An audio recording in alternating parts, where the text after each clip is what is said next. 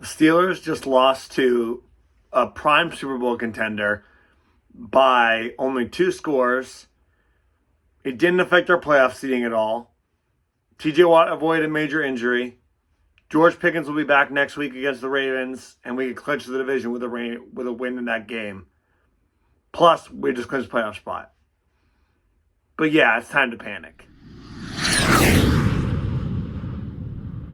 What's up, everybody? What's going on? Welcome back to the Steelburgh.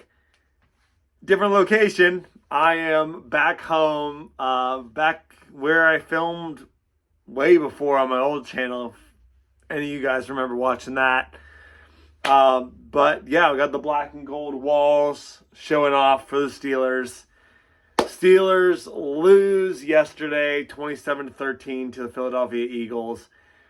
But I'm not super upset about it. And I think there's a lot of people who are overreacting. But at the end of the day, I don't think this was a blowout kind of game. I think if one or two things went our way, this could be a one score. If not, maybe a field goal difference victory for the Eagles over the Steelers there. I didn't really see us winning this game at all. Throughout the week, I had predicted the Eagles to win this game. Thought it'd be a little closer than this, but I was getting flashbacks to the last time we played the Eagles where they put up like 45 points on us with Kenny Pickett. So I didn't have high hopes for this one, and we do lose it. But like I said before, like I said in the intro, it doesn't matter. Right? Like, yeah, the Ravens won and we lost. Okay, we still have a 1-game lead over them. And if we beat them next week, or I guess this week because it's Saturday, we win the division. That put us 2 games ahead of them with 2 games to go, and we have the tiebreaker. So that would mean even if we lost out against the Chiefs and the Bengals, we could still win the division because we'd have the tiebreaker. Also, though, I'm not sure why, and I'm not sure how reputable it is, but on the ESPN playoff machine predictor thing that you can do, I recommend doing it. It's pretty fun. You can select what you think will happen, and it'll show you how it affects the playoff matchups and who's going in and who's not going to make the playoffs. If you go into that, if you give the Steelers a loss this weekend against the Ravens, and the Ravens win out, and the Steelers beat the Chiefs and the Bengals at the end of the season, it still is us winning. I'm not sure why, if that's just strength of schedule, if that situation would have us making the playoffs. I look like a unicorn. I have like a tuft of hair sticking up. But apparently in that situation, we'd still win the division. Regardless, that's pretty complicated. And at the end of the day, the best way to solidify ourselves having a home playoff berth is to beat the Ravens this Saturday in Baltimore. It's not going to be easy because it's in Baltimore and the Ravens are a really good team. But we still have Lamar Jackson's number, and especially if we get George Pickens and TJ Watt back, which is not guaranteed, but it could happen, then I think it's very possible. On to the stats here, because I always like to go through these a little bit. Russell Wilson, pretty rough game from him, 14 for 22. Or about 66%, 128 yards, not even 150, and 1 touchdown thrown to Pat Freiermuth. Najee Harris, only 6 for 14 on the ground. Russell Wilson, 4 for 13. Warren, 4 for 12. Offense just did not do anything this game. Austin led the team, 5 for 65 through the air. Freiermuth had 3 for 22, and everyone else had 1 reception. Not having George Pickens was obviously a huge, huge detriment to us. And you could just see that in the offensive production. I mean, total, I think we maybe had 200 yards of offense. You're just not going to beat the Eagles like that. Like, we probably needed a game similar to that of the Commanders game, where it was a shootout, or similar to that of a Bengals game if we wanted to beat the Eagles. Other than that, I just didn't see it happening, and I thought little mistakes kind of killed us, like the Najee fumble, not capitalizing off of the 2 fumbles that we forced.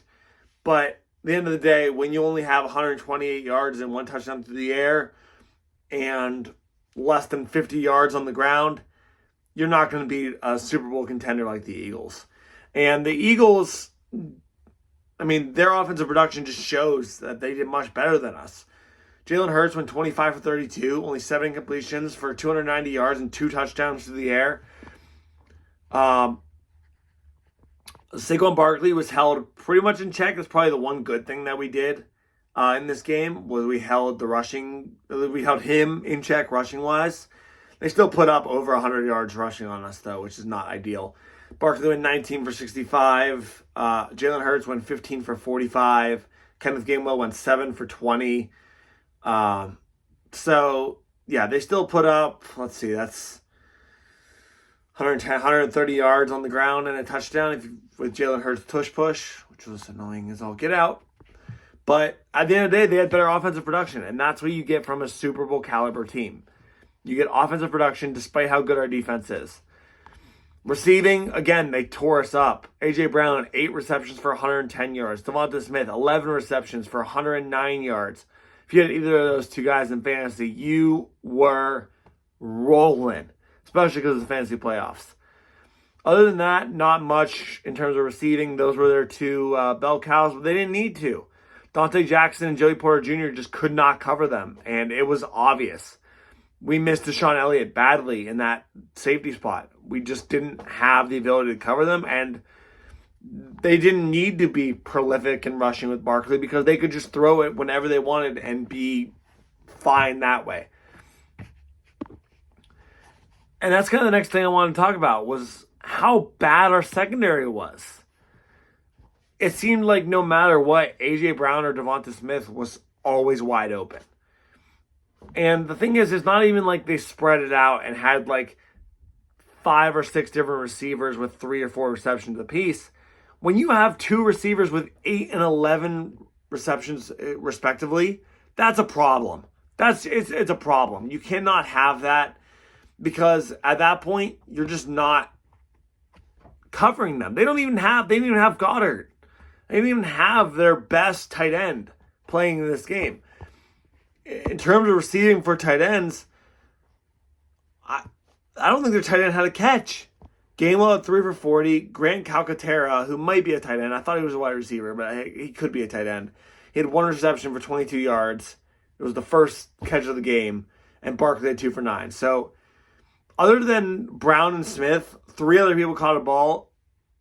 And the most was a running back who was catching balls out of the backfield. Really just sad performance. Speaking of sad performance, Russell Wilson was garbage for the entire first quarter. I don't know if he's just old, so he takes a second to wake up while he's playing these games. Maybe he gets sleepy, so he has to take the first quarter to get situated. But God, can we stop on 3rd down when it gets to like 3rd and 3? We just heave it downfield to nobody? Like, yeah, it works with George Pickens, but we didn't have George Pickens, and we were still throwing it up to the likes of Van Jefferson. Van Jefferson is not a deep threat. He is like a slot utility receiver. If you're going to throw it up deep to someone, throw it up to Mike Williams. But no, again, we did not use him. He didn't even have a catch during the... Oh, he did have a catch. He had 1 catch for 15 yards. But he had 1 catch during this game. Like, the entire point of this video was like, oh, don't freak out. Like, we're going to be fine. It's not a big deal. But there were parts of this game that were extremely worrying if you're a Steelers fan for the rest of the season. We're going to be playing good teams like the Eagles in the playoffs. We clinched the playoff spot with Denver beating Indianapolis and Denver beating Indianapolis and Houston beating Miami yesterday. We clinched the playoff spot. But playing teams like Buffalo, like Houston, like Baltimore in the playoffs, like the Chargers, even the Broncos, they can put up a lot of points. They're not the same team that we played in week 2 or 3. They're much better now. So, not having a secondary that can stop that and getting these slow starts, we're going to see Jacksonville 2017 all over again. They're going to get up to a 21-0 lead, or Cleveland in 2020 with like a 20-0 lead again. 21-0 lead again. We cannot put ourselves in that situation. If we want to win a playoff game, we have to at least keep it close or get a lead, establish a lead. We cannot play behind like this because it sets us back, and good teams like this are not going to let us come back from that. One other thing I want to talk about that I had tried to avoid the last couple weeks because I didn't think it was a huge deal, but it came back again, is the officiating. Oh my God, were they horrible last night. First of all, the run by Najee that led to a fight with where Darnell and Calvin Austin got penalized, 15 yards. We ended up having to take a field goal instead of a touchdown. Darius Slay threw not one, but 2 punches to Darnell Washington. Those were the only 2 punches thrown during that fight. And both penalties went to the Steelers? Come on. And then the punt where another punch was thrown.